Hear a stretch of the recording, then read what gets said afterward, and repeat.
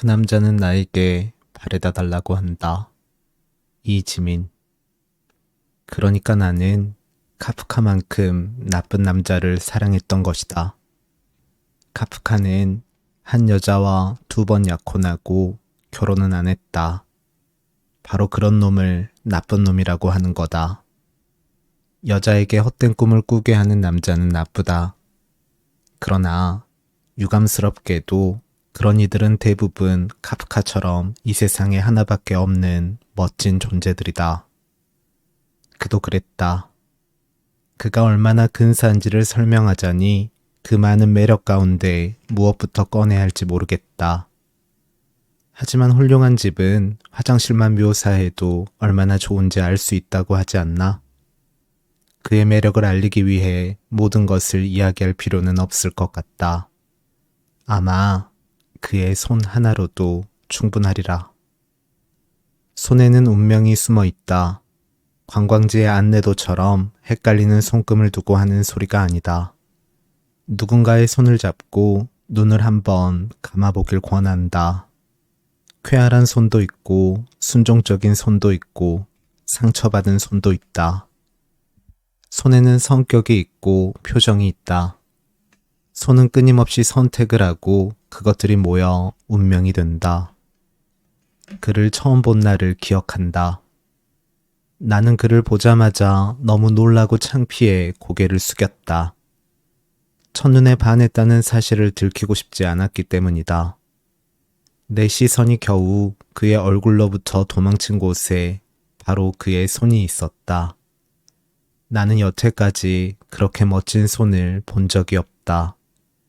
발레리노의 다리를 닮은 육감적인 굴곡의 손가락, 푸른 물길이 비치는 얼음 호수 같은 맑은 손등, 설익은 토마토 껍질처럼 매끈한 선홍색 손톱. 그 모든 것이 서로를 의식하며 조용조용 움직이는데 마치 다른 이에게는 보이지 않는 혼자만의 마리오네트를 조종하고 있는 듯이 보였다. 단지 모양만 그럴싸한 게 아니었다. 그의 손은 다정하고 관대했다. 그의 손은 가정교육을 잘 받아 구김이 없고 열등감도 없으며 농담을 이해했다. 여유롭다 보니 그의 손은 타인을 꺼리지 않았다. 특히 여자들과 친했다. 물론 그건 나중에 알게 된 사실이지만 어쨌거나 나는 그의 손이 베푸는 친절과 호의에 넘어가지 않을 수 없었다. 무슨 수로 그런 손을 뿌리칠 수 있었겠는가? 인생을 살면서 마음에 드는 손을 만나기란 어울리는 모자를 찾는 것처럼 그리 쉽지 않은 법이다. 이해를 돕기 위해 부연 설명을 하자면 이렇다. 내가 딴 생각에 빠져 담뱃재 터는 것도 잊은 채 멍하니 있을 때 살며시 내 손에서 담배를 가져가 재떨이에 가볍게 툭툭 턴 후 다시 나의 손가락 사이에 끼워주던 세심한 그의 손. 사람 꽉 찬 엘리베이터 안에서 땀에 젖어 이마에 붙은 머리카락을 책장 넘기듯 손톱 끝으로 살짝 떼어내주던 착한 그의 손. 후진할 때 능숙하게 핸들을 돌리며 남은 한 손으로 내 어깨의 머리카락을 쓰다듬던 섹시한 그의 손. 어지간히 맛없던 음식점에서 식어가는 내 하얀 밥 위에 냇가의 나뭇잎을 띄우듯 깻잎 하나를 살며시 얹어주던 다정한 그의 손. 도넛을 먹다 슈거 파우더가 묻은 내 입가를 첫눈을 맛볼 때처럼 손가락으로 콕콕 찍어 입으로 가져가던 귀여운 그의 손. 이제야 알겠다. 그가 혼자만 보며 갖고 놀았던 마리오네트는 바로 나였다는 사실을. 그의 장인에 가까운 손짓 아래 나는 앉았다, 일어났다, 웃었다, 울었다 하며 살아있는 척을 했다. 그래도 나는 행복했다. 인형은 자신과 주인을 연결해주는 몇 개의 줄이 얼마나 가는지 알 수 없는 법이니까. 처음 만나고 한 달 동안은 정말 좋았다. 지금과 마찬가지로 백수였던 나에게 연애는 취직에 맘먹는 환희와 기대. 세상이 아직 나를 버린 건 아니라는 따뜻한 소속감을 불러일으켰다. 나는 남들 퇴근 시간이 다가오면 광화문에 있는 그의 회사 옆 스타벅스로 출근을 했다. 그 스타벅스 건물의 옥상 흡연 구역에서는 바로 옆에 붙어 있는 그의 회사 내부가 훤히 들여다 보였는데 나는 혹시라도 그를 찾을 수 있을까 싶어 엉덩이를 바짝 들고 살피곤 했다. 그 안에서 나를 본 사람이 있다면 저 여자가 미쳤나 했을 것이다. 그는 회식이나 약속이 있는 날에도 꼭 짬을 내 나에게로 왔다. 그러고는 카페라떼 톨 사이즈가 다 식어갈 때까지 두 눈을 마주한 채 소곤소곤 이야기를 나누었다. 일찍 퇴근한 날도 일단 카페라떼 톨 사이즈가 다 식어갈 때까지 두 눈을 붙잡고 오늘 있었던 일을 죄다 이야기하는, 카페라떼처럼 거품 많고 열량 높은 의식을 치르고 나서야 밥을 먹든가 영화를 보든가 했다. 한 달 동안 뮤지컬도 4편이나 보았는데 그는 마치 데이트 전문가 코스를 이수한 사람처럼 매사에 능숙했다. 그는 내가 예상했던 것보다 훨씬 완벽한 사람이었다. 성격도 좋을 뿐더러 아무리 봐도 미남이었다. 큰 키에 당당한 몸매, 반듯한 이마와 쌍꺼풀 없이 시원한 눈매는 그가 카페에 들어서기만 해도 사람들이 자동적으로 잘생긴 남자가 들어오는구나 생각하게끔 만들었다. 그래서 종종 나는 그에게 이렇게 말하곤 했다. 민호 씨는 현대에서 제일 잘생긴 남자예요. 현대라 함은 그가 다니는 회사 이름이기도 하고 내가 느낄 수 있는 지금 이 세상, 이 시간 전부를 의미하기도 했다. 그는 안 그래도 여직원들이 다 그런다며 깔깔 웃음으로 받아 넘겼다. 그는 결코 겸손한 법이 없었는데 그럴 만한 자격이 충분했다. 그는 자신에게 하듯 타인에게도 사심없는 칭찬과 긍정을 보냈다. 그는 진심으로 나를 지켜세웠다. 취직 못한 나를 격려하고 나의 콤플렉스를 대신 내다 버려주었다. 그와 함께 있을 때 나는 특별한 존재가 되는 느낌이었다. 정말 놀라운 한 달이었다. 그와 커피를 마시고 월남쌈을 먹고 심야 영화를 보며 서울 시내를 돌아다닌 그 한 달. 나는 서울이 공기가 참 좋다고 해서 주변을 놀라게 했고 그 한 달 나는 보톡스를 맞겠다고 해서 주변을 놀라게 했고 그 한 달 나는 된장 담그는 법을 배우겠다고 해서 주변을 놀라게 했고 그 한 달 나는 알레르기 때문에 입에도 안 대던 게 요리를 껍질째 먹어 주변을 놀라게 했다. 그러나 가장 놀라운 일은 그 한 달의 마지막 날에 일어났는데 그가 카페라떼 톨 사이즈의 반도 다 마시지 않았는데 대뜸 결혼하고 싶은 여자가 생겼다고 고백한 것이다. 그는 축하해달라며 환한 미소를 지었다. 나는 더듬거리며 적당한 단어를 찾다가 포기하고 고개를 떨어뜨렸다. 무슨 배짱으로 나는 그의 손이 나만을 위해 움직인다고 착각한 것일까?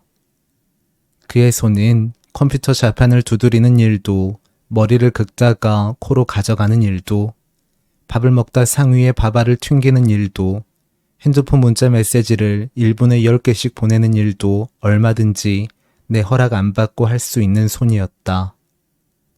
친구들에게 나는 상황을 설명했다. 모인 의견들은 내 기대와 달랐다. 정황으로 보아 그는 나를 그냥 속 깊은 이성 친구쯤으로 여겼을 가능성이 크다는 것이었다. 그러니까 내가 데이트라고 불렀던 그 일련의 행동들은 그에게는 그저 이달의 문화생활에 불과했다는 이야기였다. 나는 억울해서 그러면 우리가 배 터지게 마셨던 그 많은 스타벅스 카페라떼 톨 사이즈는 무얼 의미하냐고 따졌다. 그건 그가 그저 스타벅스 마니아라서 그렇다는 결론이 나왔다. 코카콜라처럼 성분이 비밀에 쌓여있는 스타벅스 커피에 한번 중독되면 벗어나기 어렵다는 것이 중론이었다. 반가운 소수의 의견도 있긴 했다. 그가 나를 좋아한 건 사실이며 더 깊은 사이로 발전할 가능성도 있었으나 중요한 시점에 너무도 강력한 적수가 나타나서 그만 게임이 종료됐다는 것이었다. 한 친구가 비유하기를 배고파서 제일 빨리 나오는 메뉴를 먹고 대충 만족하려는데 요리사가 서비스로 지나치게 훌륭한 디저트를 내놓은 거라나 뭐라나. 그에게 결혼의 환상을 불러일으킨 여자는 내가 남자라도 결혼하고 싶은 여자였다. 외국계 기업에 다니는 그녀는 오페라를 좋아하고 이태리 요리 강습을 들으며 주말에는 별장에서 야생화를 돌본다고 했다. 내가 한 번도 해본 적 없는 일만 하고 사는 그녀는 나에게 중요한 깨달음을 선물했다. 처음으로 그의 방식에 문제가 있다는 사실을 발견한 것이다. 그는 신문이나 우유를 끊듯 하루아침에 나를 끊어버렸다. 그는 소비자의 권리인 양 웃는 얼굴로 통보했다. 이제는 바빠서 볼 시간이 없을 것 같다고. 나는 그에게 대한민국에서 신문 구독 끊기가 얼마나 어려운지 가르쳐줄 필요가 있었다. 나는 미스 코리아가 아니라서 우아하게 손을 흔들며 퇴장할 수는 없어요. 입술을 깨물며 대답하는 나를 그는 멀거니 바라보았다. 다른 친구들은 모두 축하해 주는데 왜 그러느냐며 오히려 되묻기까지 했다.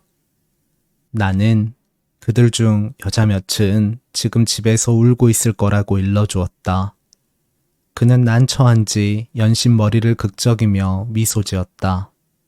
뻔뻔하고 무책임한 사람이 오히려 행복할 확률이 높다는 사실을 확인하게 되는 순간이었다. 서글펐다. 그가 특별히 어려운 남자라고 생각한 적은 없었다. 그런데 아니었다. 세상이 벽처럼 다가오는 어느 한 시절에는 남자야말로 가장 높고 단단한 벽인 것이다. 내가 아무리 발로 차고 때리고 뛰어올라도 소용없는 일이었다. 그 대단한 벽에 오줌을 쌀 수는 없고 대신 나는 욕을 실컷 퍼부어 주었다. 벽에 쓰는 낙서가 그렇듯 아주 유치하고 원색적인 말들이었다. 나는 그에게 나쁜 자식이라고 했고 미친놈이라고도 했고 어디 두고 보자라고도 했다. 합쳐서 나쁜 자식, 미친놈, 어디 두고 보자 라는 말을 하고 또 했다. 욕을 하는데 내 귀에도 상당히 어색하게 들렸다. 만약 스스로 내 욕이 유창하고 위협적이었다고 느꼈다면 그렇게 눈물을 흘리지는 않았을 것이다. 나는 내 자신이 민망하고 어이없어 울기 시작했다. 그가 정신을 차리라며 얼음물을 가지고 왔다. 얼음물이 든 잔을 건네주며 그가 나의 손을 잡았다. 차가웠다.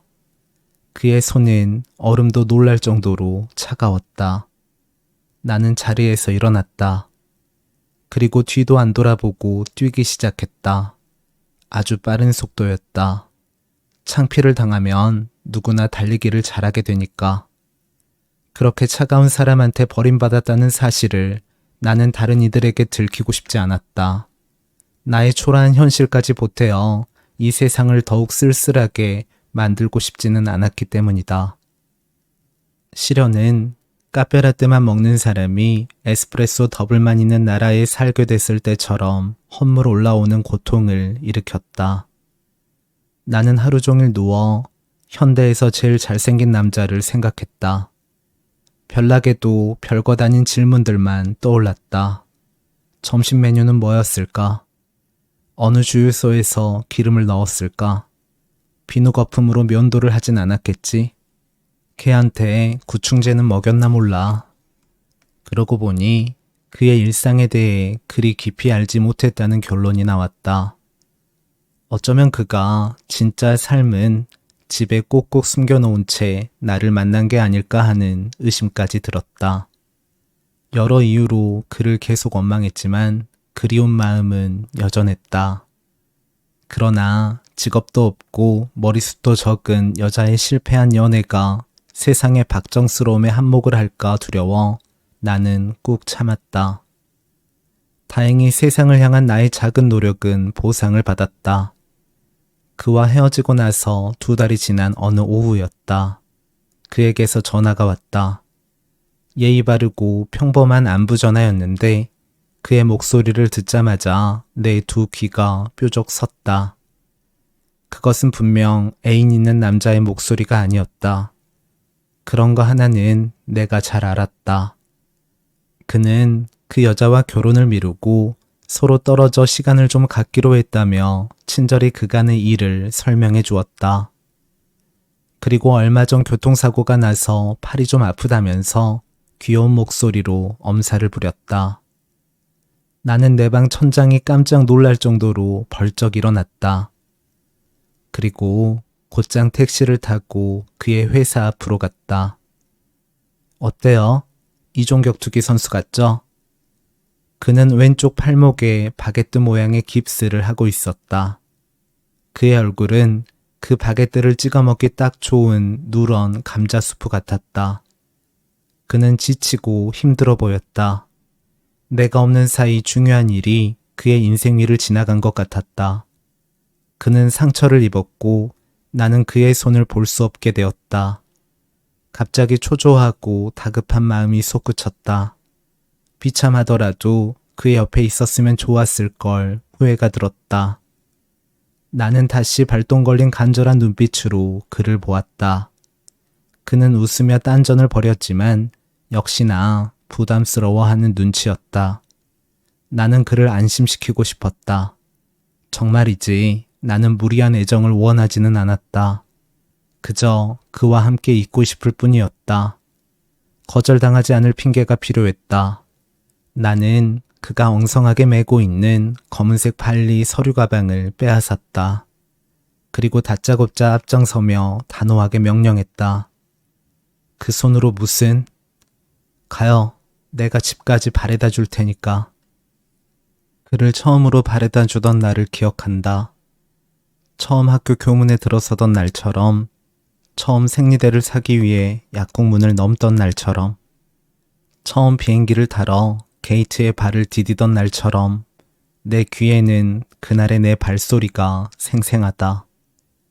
우선 우리는 택시를 잡아탔다. 퇴근 시간에 시청 앞은 화장실 급한 운전자들만 모였는지 퍽 신경질적이었다. 옆에 앉은 그는 급작스러운 나의 행동이 불안했는지 계속 혼자 갈 수 있다며 나를 설득하려 했다. 나는 입닥치라는 눈빛으로 쏘아보며 웃어주었다. 그의 동네는 서울에 얼마 안 남은 집집마다 마당이 있는 한적한 양옥주택가였다. 그는 어디 카페라도 들어가자며 동네 초입에 택시를 세웠다. 나는 진심으로 집까지 바래다 주고 싶은 것이며 혹시 내가 집을 아는 것이 두려운지 날카롭게 물었다. 그는 절대 그런 뜻은 아니라며 그제야 앞장서 걷기 시작했다. 그의 동네는 싸구려 기성복 같은 아파트가 넘쳐나는 서울을 무시할 만한 자격이 충분한 오트쿠티르 같은 품격의 동네였다.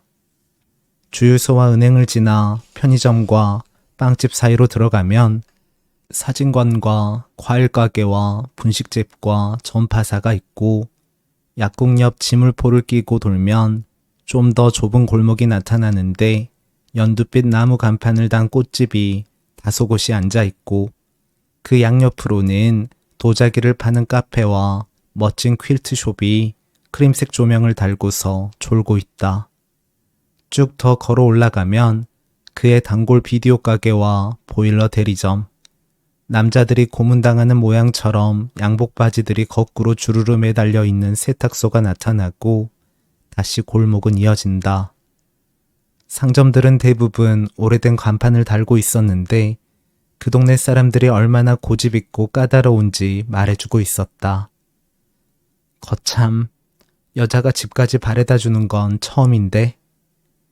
그는 여자 옷을 빌려 입기라도 한 것처럼 부끄러워하며 말했다.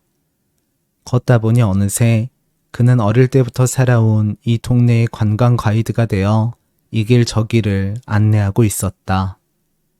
나는 그와 기념사진이라도 찍고 싶었지만 사방이 어두워서 아쉬울 뿐이었다. 저쪽에 유난히 불빛이 샛노란 방범등을 향해 걷는데 어느 집 거실에선가 푸른 텔레비전 빛이 새어나와 그의 하얀 이마 위를 스쳤다. 골목은 조용하고 그곳에는 우리밖에 없었다. 얼룩고양이 한 마리가 담 위에서 우아한 쾌더크를 선보이고는 유유히 사라졌다. 다 왔어요. 어쨌든 덕분에 심심하지 않게 왔네. 그런데 돌아가는 길 알겠어요? 내가 큰 길까지 데려다 줄까? 레몬 같은 방범등 옆이 바로 그의 집이었다. 저 길론 밝아요. 별명이 걸어다니는 내비게이터예요. 그는 이 엉뚱한 상황에 맞는 인사말을 고르느라 잠시 머무적거렸다. 나는 가방을 안겨주며 억지로 그를 대문 안으로 밀어넣었다. 그리고 곧바로 오던 길로 뛰어나갔다. 그날 밤 나는 초보 좀도둑처럼 그의 동네 구석구석을 헤매고 다녔다. 2층 집과 골목길들은 어찌나 냉정하던지 길 잃은 나를 아는 척도 안 했다. 얼떨결에 도로 쪽으로 나오기는 했는데 마치 어두운 방에서 책을 읽다 나온 기분이었다. 그것도 아주 신비롭고 아름다운 그림 동화책을. 다음 날부터 나는 퇴근 시간에 맞춰 그의 회사 앞으로 갔다. 손을 못 쓰는 그를 대신해 커피를 주문하고 가방을 들어주고 차비를 계산했다. 나를 돌려보내려 애썼지만 매번 나한테 지고 말았다. 두 번째 갔을 때 나는 그의 동네를 사랑하게 되었다. 그의 일상과 추억들이 숨어있는 길을 걷다 보면 나도 모르게 사립탐정의 매서운 눈빛이 되어 전봇대 하나까지 살피곤 하였다. 퍽 즐겁고 뿌듯한 뒷조사였다. 그러나 그는 여자가 바래준다는 사실이 남자 세계에 밝혀지면 곤란을 겪게 될까봐 그러는지 난처해하며 웃기만 했다. 그를 바래다주기 시작한 지 일주일째 되는 날이었다.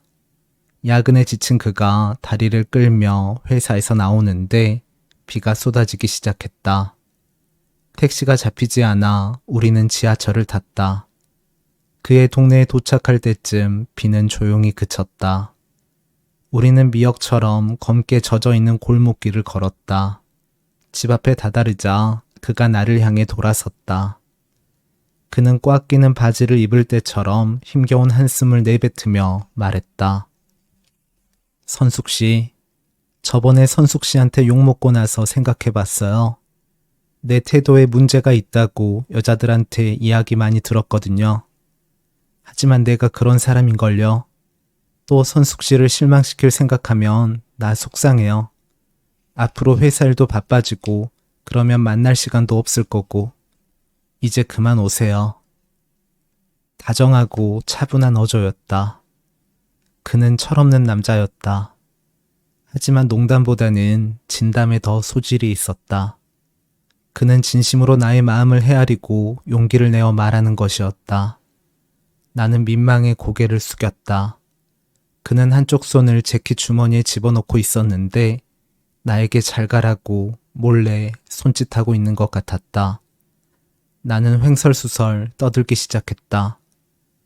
같이 밥을 먹자는 것도 영화를 보자는 것도 여행을 가자는 것도 아니고 그냥 이렇게 함께 걷기만 하자는 건데 이것도 부담돼요? 나는 선숙 씨가 기대하는 걸 줄 수는 없어요. 여자를 계속 오해하게 만드는 남자는 지옥 간다고 선숙 씨가 그랬잖아요. 인심 한번 야박하네. 이제 나랑 잠깐 걷는 것도 싫어요? 진짜 바빠질 것 같아서 그래요. 아무리 바빠도 집에는 갈 거 아니에요. 길바닥에서 잘 건 아니잖아요. 민우 씨, 혼자 집에 가기 심심한 날 있지 않아요? 어렸을 때 우리는 학교 끝나면 꼭 친구랑 같이 집에 갔잖아요. 왜 어른이 되면 혼자서 집에 가야 하는 거죠? 세상이 얼마나 험악한데 왜 꼭 남자만 여자를 바래다 줘야 하는 거죠? 남자는 뭐 집도 없나? 확신컨대 아마 그 시간 나는 서울에서 제일 구차한 여자였을 것이다. 그저 옆에 있게만 해달라고 매달리는 꼴이라니. 그래도 나는 내가 자랑스러웠다. 사랑한다 말하지 않고도 그의 마음에 무거운 줄을 매달 수 있었으니. 그 무렵 나는 사랑이라는 단어 자체에 환멸을 느끼고 있었는데 내가 그를 통해 얻고자 한 것은 사랑을 포기하고도 되돌려받을 수 있는 그 밖에 어떤 것들이었다. 이를테면 기억이나 감성, 후각이나 촉각, 뭐 그런 것들. 시간이 흐른 뒤에도 데자뷰처럼 기습적으로 나를 찾아올 신비로운 어떤 감각을 나는 기다리고 있었던 것이다. 믿져야 본전이란 심정으로 떳떳하게 그에게 요구했다. 나 지금 만족해요. 더 이상 바라지 않아요. 민우 씨한테는 하루 중 가장 의미 없다 생각되는 시간도 나한테는 귀하니까요. 언제든 허전하고 외로운 날이면 나를 불러요. 내가 집까지 바래다 줄 테니. 잘 자요. 그리고 달아오른 뒤통수를 까닥이며 되돌아 걷기 시작했다. 그가 나를 부르지 않을까 기대했지만 옆집 개만 난데없이 지저댈 뿐이었다. 건너집 개도 이에 화답을 하고 순식간에 온 동네 개들이 왈왈대며 반상회를 하는데 쾅 하고 그의 집 대문이 닫히는 소리가 들렸다. 그 소리에 눈물이 찔끔 나왔던가? 갑자기 두 배는 길어 보이는 어두운 골목을 달리기 시작했다. 불어오는 바람에 뇌 귀고리가 처량한 풍경 소리를 내며 흔들거렸다. 저녁 뉴스에서 내일의 날씨를 보고 있을 때였다. 여자 기상캐스터가 손바닥으로 허공을 가리키며 고기압에 대해 설명하고 있었다. 여자는 손으로 구름을 담았다, 바람을 주물렀다, 아주 마음대로였다. 마치 그녀는 신처럼 보였다. 나는 그녀가 부러웠다. 신이라도 되는 듯 기상캐스터가 우리나라를 손바닥으로 싹 지웠을 때 핸드폰이 울렸다. 나 좀 바래다 주지 않을래요? 나는 우리 집에서 그리 멀지 않은 농수산물 시장으로 갔다. 주차장 입구에 그가 검은 비닐봉지를 들고 서 있었다. 한쪽 손의 깁스는 미술 시간 후의 지우개처럼 더러워져 있었다. 여기서 한잔 했는데 대게가 아주 좋더라고요. 어머니 생각나서 샀는데 이놈들이 살아 움직이나 봐요. 그는 천진하게 웃으며 무시무시해 보이는 비닐봉지를 들어보였다. 우리는 택시비가 모자랄 것 같아 버스에 올라탔다. 버스가 흔들거릴 때마다 개들은 방향을 못 잡고 이리저리 방황하였다. 정류장에 내리자마자 우리는 정체 모를 강한 빛에 눈이 부셔 잠깐 멈춰서야 했는데 도로 옆 골프 연습장의 야간 조명 때문이었다. 조명도 밝을 뿐 아니라 달도 꽉 여문 채 환해서 밤 산책객의 시선을 붙잡기 충분했다. 우리는 나란히 서서 골프 연습장 뒤에 뜬 달을 구경하였다. 거대한 철근 뼈대를 감싼 초록색 그물과 그 위에 떠있는 달의 모습은 어망에 걸려 팔짝 뛰어오르는 은빛 물고기 같았다. 그동안 선숙 씨한테 중독됐나 봐요. 집에 혼자 오는데 허전하더라고요. 가끔 이렇게 같이 걸을 수 있죠? 우리 아직 친구 맞죠? 꿈도 참 야무지다고 말하고 싶었으나 나는 내색 않고 온화한 미소를 지어 보였다. 우리는 책가방을 메고 집으로 향하는 친구처럼 사이좋게 걷기 시작했다. 그는 회계사 시험을 볼까 하는 요즘의 고민을 털어놓았고 나는 기상캐스터가 되면 어떨까 하고 그에게 물었다. 그는 내가 너무 솔직해서 내일의 날씨를 모른다고 말하지 못할 거라며 적극적으로 말렸다. 그날 그의 집으로 가는 길은 무척 짧게 느껴졌는데 아마도 익숙해지기 시작해서 그랬던 모양이다. 그와 개들을 무사히 집으로 들여보낸 후 나는 처음으로 가벼운 마음으로 돌아올 수 있었다. 그와 다시 시간과 공간을 나눌 수 있게 되었다는 것만으로도 나는 만족했다. 거창하게 나를 위로하자면 그건 그와 함께 어떤 작은 우주를 공유하게 된 것이니까. 애인과 헤어지고 의사한테 금주를 권고받고 운전도 할 수 없게 된 남자는 어린아이나 다름없었다. 그는 많을 때는 일주일에 5번이나 나를 불러냈다. 나는 전 세계에서 유일하게 기사도를 발휘하는 여자였다. 나는 그를 대신해 문을 열어주고 가방을 들어주고 핸드폰 문자 메시지를 작성했다. 그는 나에게 그날의 피곤 지수를 설명하며 택시를 잡으라고 했다. 그는 턱짓 하나로 나에게 이것저것 다 시켰다. 나는 새삼 그의 뻔뻔함에 놀랐지만 곧 이해할 수 있었다. 예쁜 여자가 그렇듯 잘생긴 남자도 관심과 배려를 받는 쪽에만 익숙하기 마련이었다. 그는 너무 늦지만 않으면 꼭 동네 입구의 과일 가게에 들곤 했다. 그러곤 어머니에게 드릴 제철 과일을 꼼꼼히 골랐다. 나는 계절의 변화를 그 과일 가게를 통해 알았다. 내가 처음 그곳에 갔을 때에는 포도가 한창이었는데 어느 날 보니 사과가 발랄한 치어리더들처럼 삼각대형으로 쌓여 있었다. 가끔 그는 편의점에서 스포츠 로또를 사기도 했는데 돈을 벌면 내게 아르마니 슈트를 사주겠다고 약속했다. 면접 볼 때 도움이 될 거라면서. 나는 그에게 취업은 휴업 중이라고 솔직히 말하지 않았다.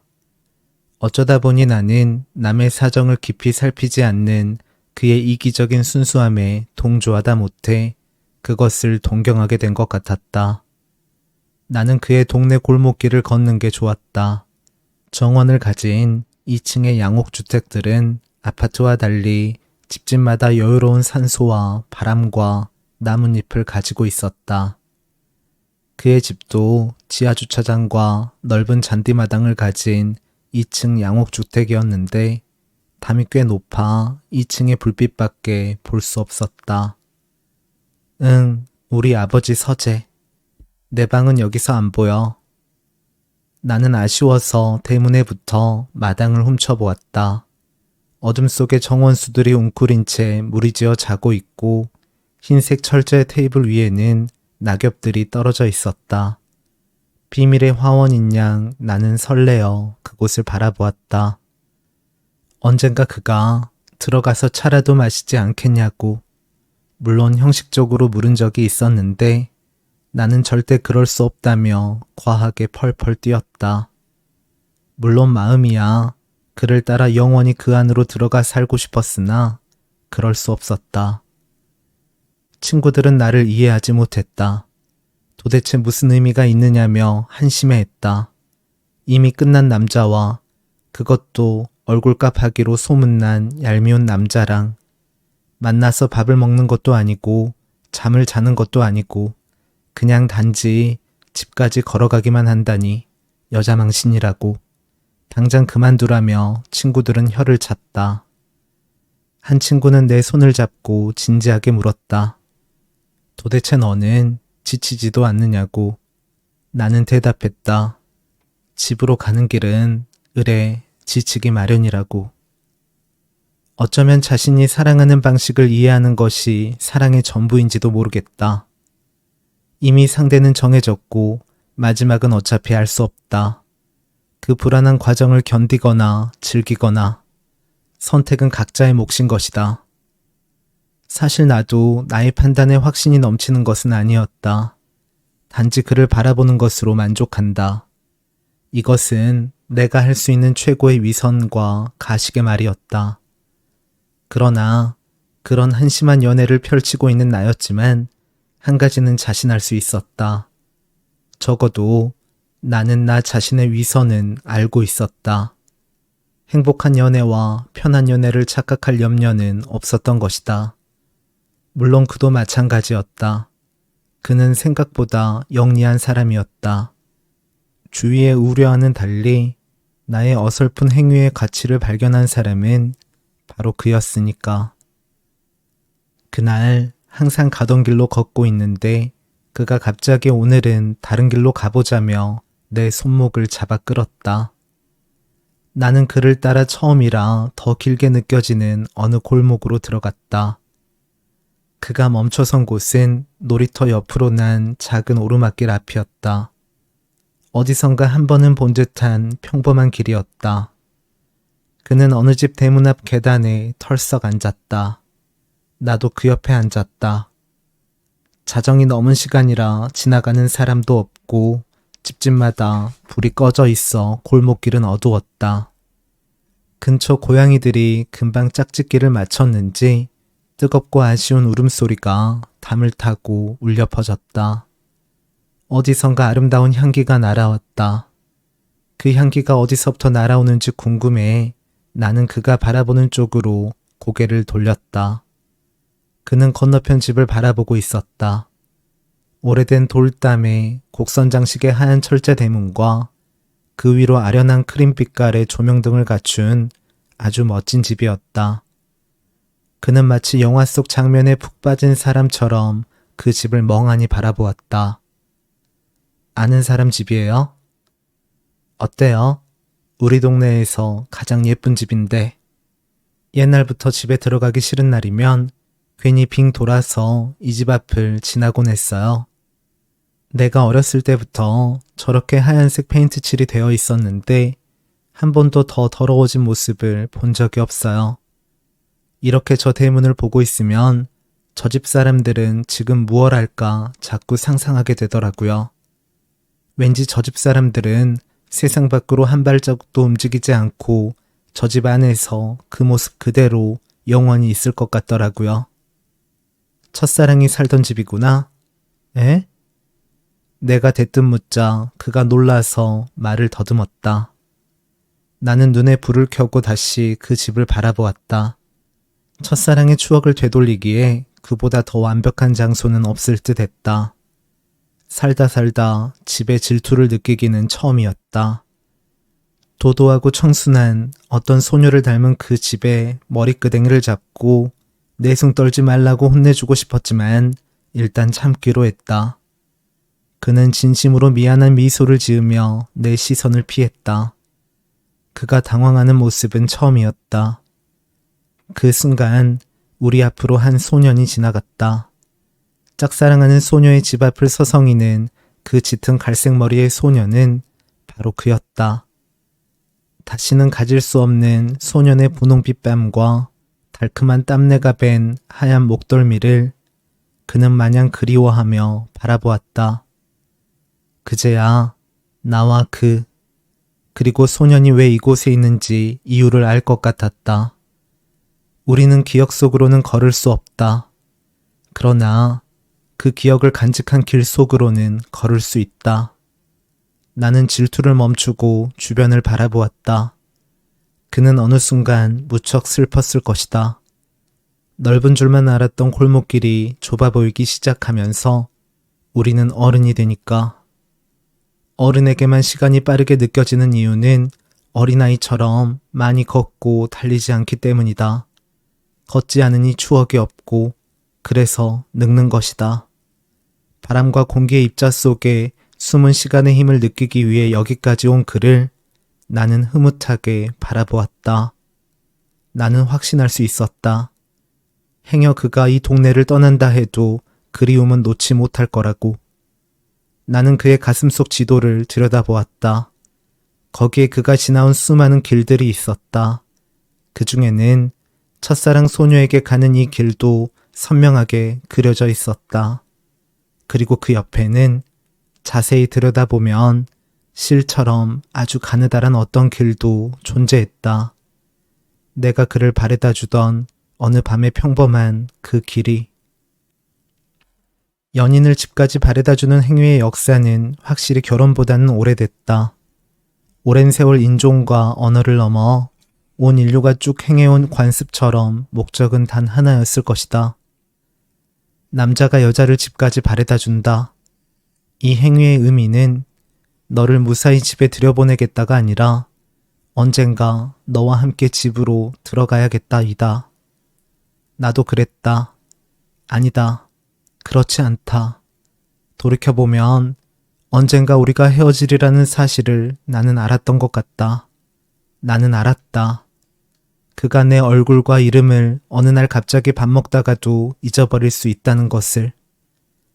그러나 나는 그리 슬퍼하지 않을 것이다. 사람들이 죽을 때까지 반복하는 일, 먹고, 자고, 머리를 자르고, 돈을 버는 그 중에 하나가 집으로 돌아가는 일이라는 걸 나는 알고 있었다. 집은 바뀌어도 집으로 돌아가는 일은 사라지지 않는다. 세상 속에서 어떤 영광과 고통을 맛보았든 우리는 매일 집으로 돌아가야 한다. 그 수많은 나날 중 단 한 번은 기억하지 않을까? 언젠가 이 그림자처럼 나를 집까지 바래다 주던 한 여자가 있었다는 사실을. 가장 기억에 남는 날이 있다. 깁스는 풀었지만 그는 여전히 엄살을 떨며 내게 가방을 들게 했다. 나는 가을이 두려웠다. 그 계절이 오는 건 괜찮지만 가는 건 아팠다. 점점 낮이 짧아지는데 잔 속에 커피가 줄어드는 것처럼 마음은 아쉽고 입맛은 씁쓸했다. 우리는 별 얘기 없이 그냥 컴컴한 길을 걷고 있었다. 어느 집 열린 대문 사이로 갈치굽는 냄새와 저녁 뉴스의 시그널 뮤직이 흘러나왔다. 그때 갑자기 누군가 뒤에서 내 눈을 가렸다. 아니, 그런 줄 알았다. 뭐지? 그가 멈추며 내 어깨를 잡았다. 극장 안에 들어섰을 때처럼 급작스러운 어둠이 앞을 가로막았다.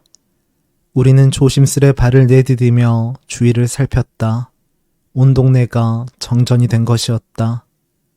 바로 옆집에서 가족들이 서로 이름을 부르며 허둥대는 목소리가 들려왔다. 어머, 나 정전 되게 좋아하는데 시험 전날 되면 꼭 정전되길 빌었어요. 못 봐도 핑계 댈 수 있게. 선숙 씨는 천재지변을 즐기는 스타일이구나. 나는 눈가리개를 쓴 술래처럼 그 어둠에 깜빡 속아주고 싶었다. 설령 보인다 해도 내가 손을 휘저으며 헤매는 척해야 모두 즐거울 수 있을 테니까. 우리 무사히 집에 갈 수 있겠죠? 당연하죠.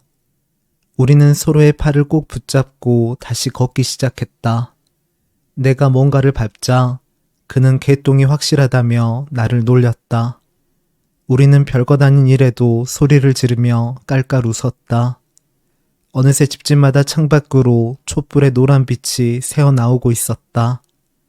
온 동네가 때일은 하나의 거대한 크리스마스 트리가 되어버린 듯 했다.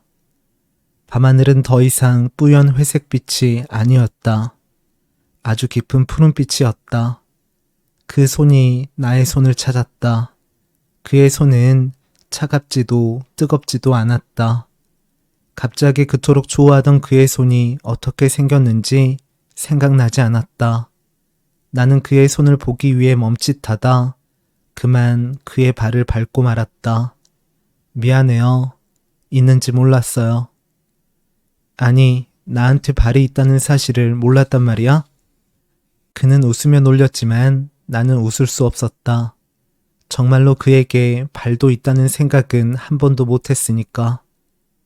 그는 2인 삼각 경기를 할 때처럼 나와 속도를 맞추기 위해 옆에 바짝 붙어서서 한 발 한 발 차분히 내디뎠다. 불현듯 아직 한 번도 보지 못한 그의 발이 너무도 보고 싶어졌다.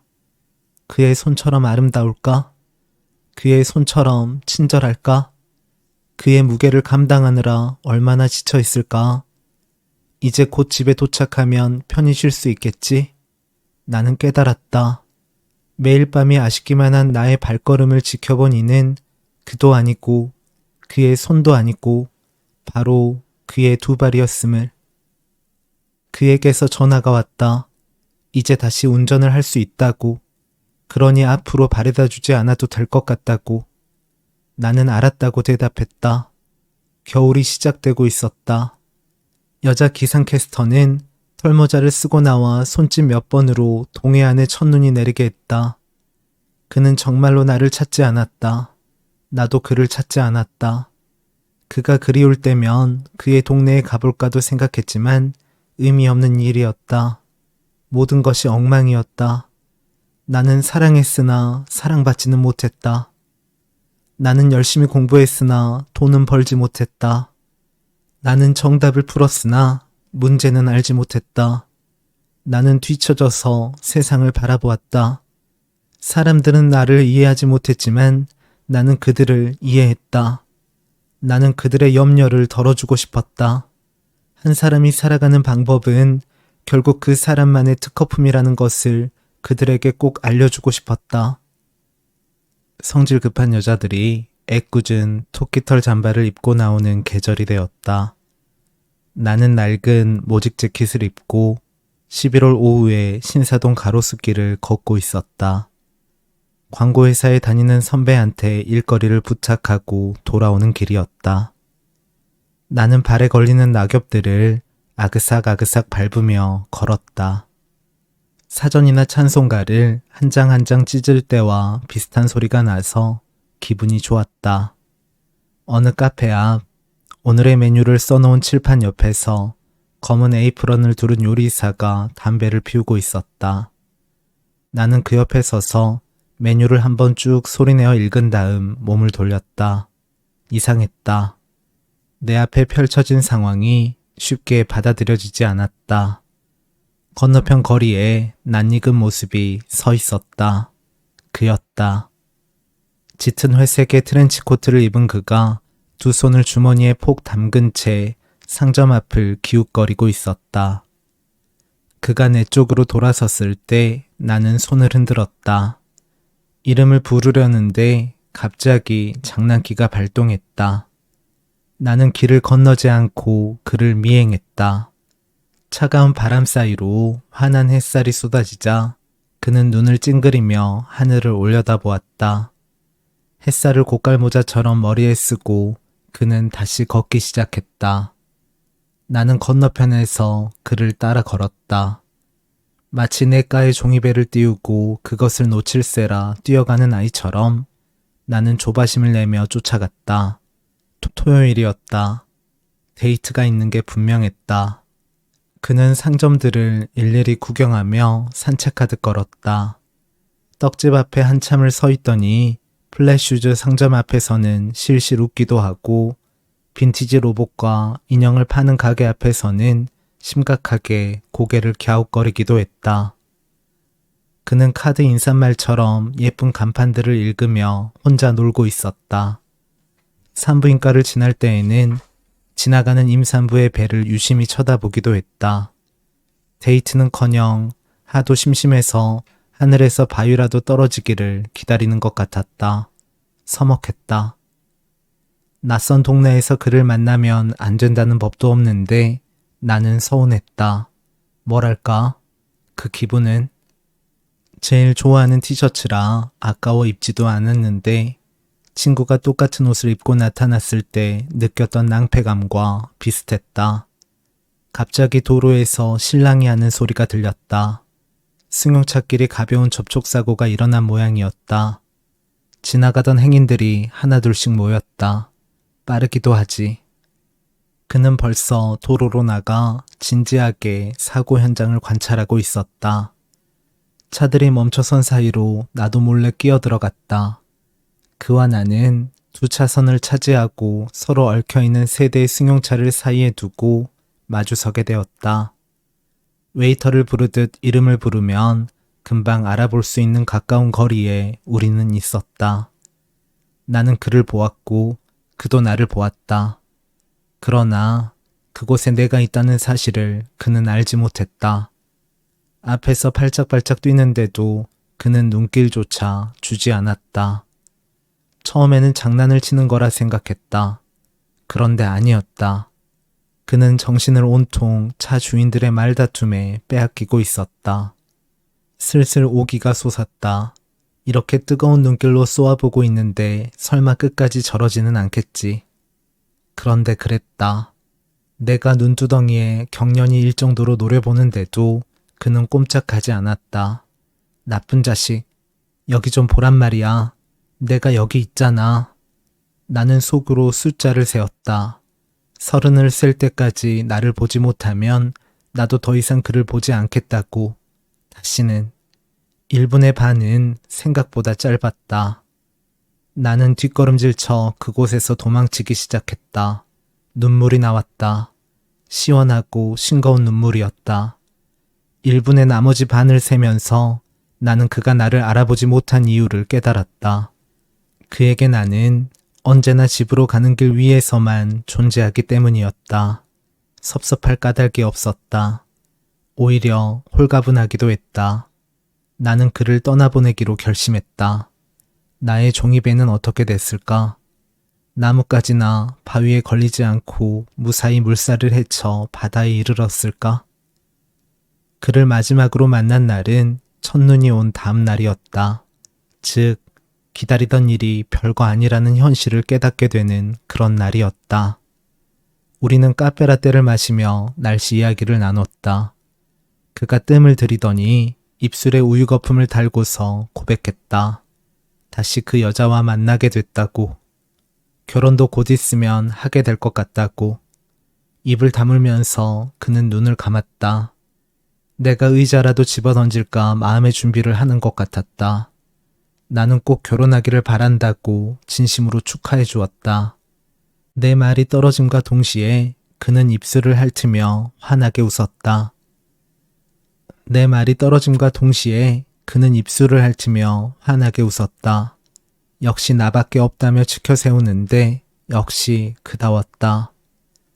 많은 남자들은 되게 자신이 뻔뻔하면서도 귀여운 줄 아는데 그나 되니까 봐줄 만한 일이었다. 나는 오늘이 우리가 마지막으로 보는 날이 될 거라고 그에게 알려주었다. 그는 그럴 필요까지는 없다며 손사래를 쳤지만 속으로 믿는 것 같지도 않았다. 헤어질 때가 되자 그가 잠시 기다리라고 하더니 세종로 주차장에 세워두었던 차를 몰고 나왔다. 오랜만에 보는 그의 차는 그새 조금 늙은 것 같기도 했다. 그가 오늘만큼은 꼭 나를 바래다주고 싶다며 차에 태우려 했다. 우리는 한참을 차 앞에서 옥신각신했다. 나는 오늘도 역시 내가 바래다주겠다고 고집을 피웠다. 결국 나의 성화에 떠밀려 그는 차를 두고 가야만 했다. 우리는 다른 날과 다름없이 골목길을 걸었다. 그의 집 앞에 다다랐을 때 나는 악수를 청했다. 그는 힘없이 손을 내밀며 물었다. 왜 내가 바래다 준다니까 싫다고 한 거야? 나는 웃으며 대답했다. 나만의 기쁨을 뺏기고 싶지 않아서. 나는 등을 돌려 어제 눈이 왔다는 사실을 기억하지 못하는 골목길을 걸어 나왔다. 그리고 정말로 다시는 그를 만나지 않았다. 간혹 그의 새집이 궁금하기도 했지만 그를 찾지는 않았다. 나는 끝까지 신사다운 행동을 지키고 싶었다. 나의 에스코트가 필요 없어진 그의 삶에 섭섭함을 느낄 이유는 없었다. 나의 정성과 노력을 무시하는 인생의 어느 한 시절이 있듯 그런 남자도 있기 마련이므로. 어쨌거나 세상에는 또 하나 나와는 상관없는 삶이 만들어졌다. 그것을 흔히 이별이라고 말하지만 슬퍼할 일은 아니라고 본다. 아무리 멋진 밤을 보냈어도 집에서 돌아가는 일을 우리의 삶에서 영원히 멈출 수 없듯 우리의 사랑과 우정 역시 그러하리라는 것을 알기에